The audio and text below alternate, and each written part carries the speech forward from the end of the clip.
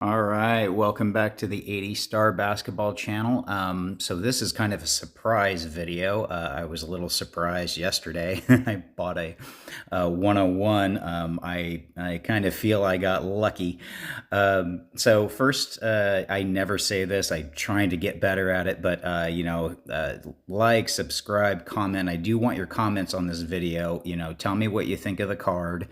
Tell me what you think of the price card. Any comments I do want to hear. I don't get offended easily. I'm a big boy with my cards. I can handle it. Plus, I also want to hear, constructive either criticism or things, or it definitely just helps my knowledge as I get more information, whether it's something I want to hear or not.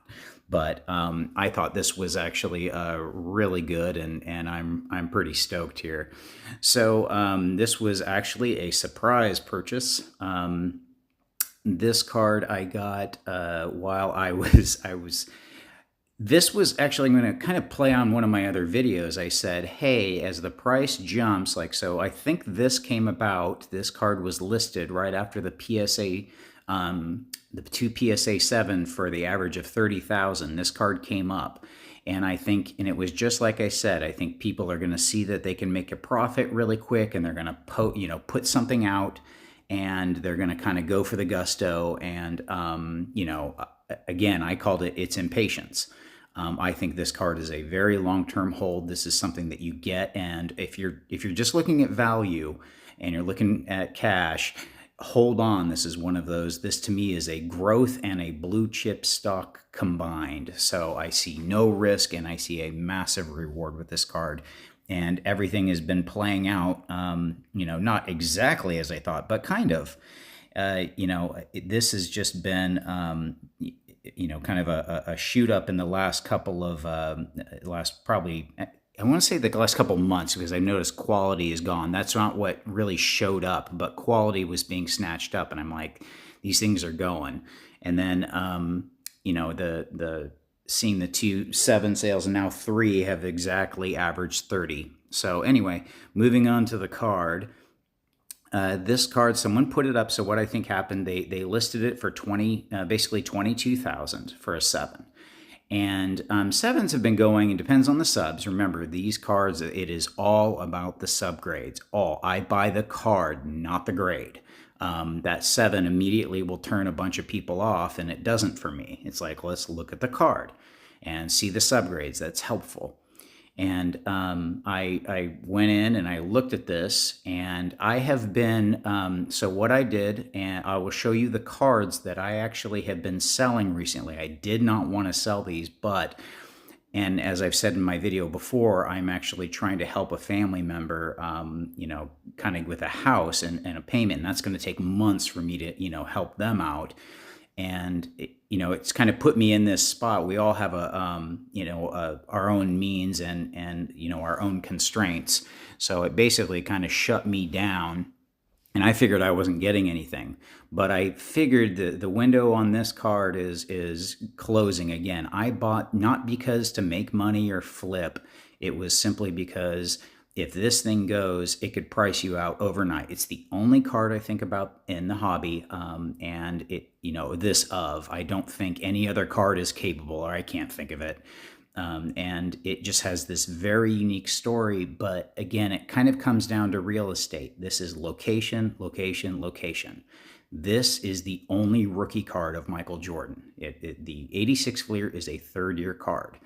And especially with, like I've said, I'll reiterate for first-time people, PSA came out and started grading. They changed their stance. Beckett came out with this October 2022 issues, changed their stance.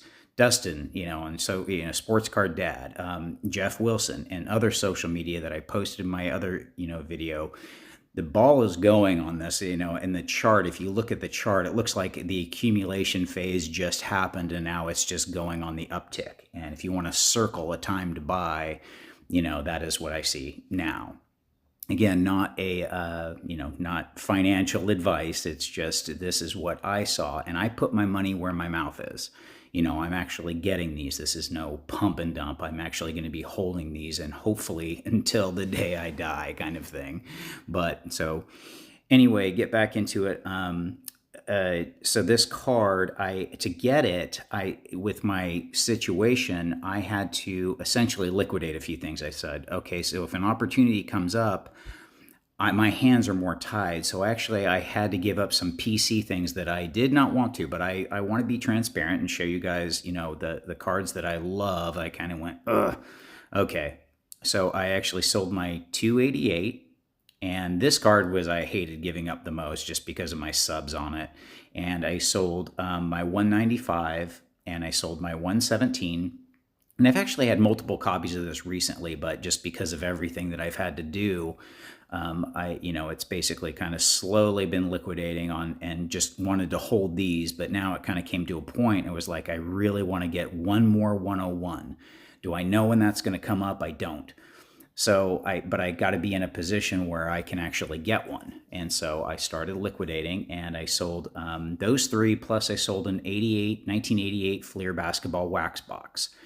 And this got me to the point. It was like, okay, if something comes up, I just got to look. And lo and behold, this is there, and they put a high price on it.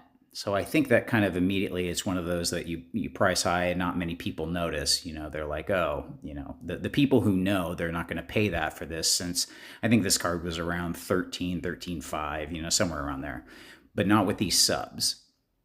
So anyway, I'll kind of just zoom in on the subs here. So this was one, I basically wanted to be in position. So I got it. I put out an offer of 15. And I think that, so I looked at this, and this was right at my threshold. I looked at, these corners. It's a little bit hazy. There's other pictures I'll show in a second, but the corners weren't that bad. I kind of looked, I'm like, okay, I can handle that. And especially, it's like, what would I pay for this? And I thought, if I were to value this right now, it would be, just in my own head, it would be, with the market going up, it's probably 16 to 17, maybe 18 depending. But I really value these subgrades highly. And it has worked out for me so far as having cards that would cross over. And so, but the 8, that was the toughest spot. Plus, I can't see very well. The 6, the centering, yes, I get it. I've seen the 6.5 centering. I've looked at so many copies of this that isn't too far off for me. Again, this is a collector's point of view. That centering is about, almost want to say normal, maybe a little bit thinner than, but it's also within, it's also minute. I don't want to get caught up on that. That actually just looks like a normal 101 to me. So really, it's focusing on subgrades.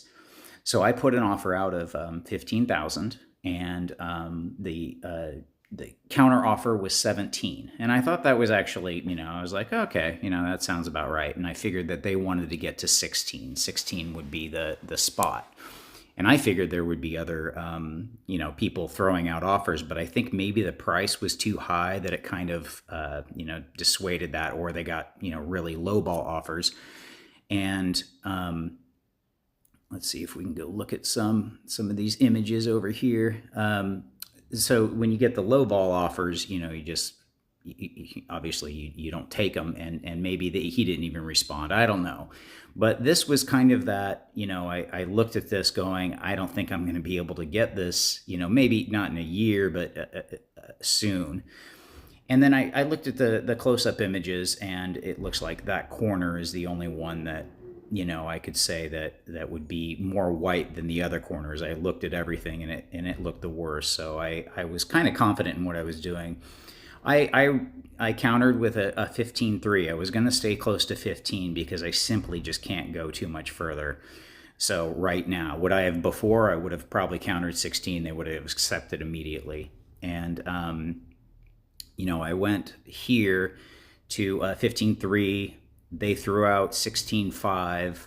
I said, I kind of showed that I wasn't going too far, and I went to 15.5. And nothing happened. So we were going back and forth, not fairly fast, but within like an hour or an hour and a half.